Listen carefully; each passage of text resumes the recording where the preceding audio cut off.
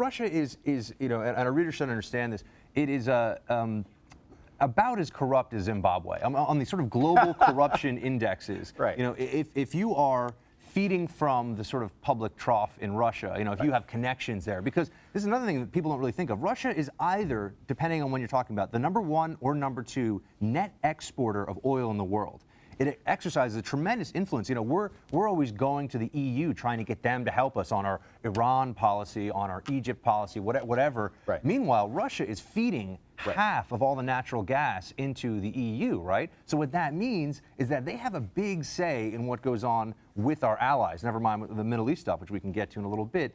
So anyway, that's just sort of some background to think of it. And now the people are starting to rise up, and it's sort of a Twitter, Facebook revolution, another one, sort of similar to what we've seen in these Arab Spring countries. Yeah, any problems with those simmering up though? I mean, it's like when we were looking at Egypt and there was and everybody was saying, oh, this is great, there's this revolution brewing, and Glenn was saying, yeah, but wait till you see who's cooking up the revolution.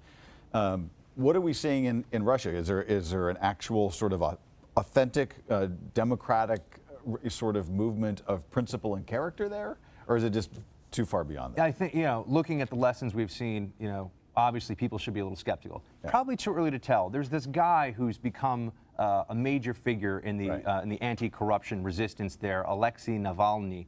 And he did something very simple, and it was very, very effective. He took publicly available documents on the just rampant corruption. I mean, they were doing things in Russia like money that was officially set aside to buy heating oil for the disabled and the elderly. He was looking at this, and it was being used to buy mink coats and jewelry. And I'm pretty sure that's not what the disabled and the elderly really need during the cold Russian winters. So he was no, come on, a mink coat would keep you warm, one person could make you feel better time. about yourself, I guess. But, this is what we're seeing. I mean, it was obvious to the Russian people once they could see this online that the corruption was affecting them. Right. Because they're left out of this bonanza that has happened since the fall. GBTV. The truth lives here.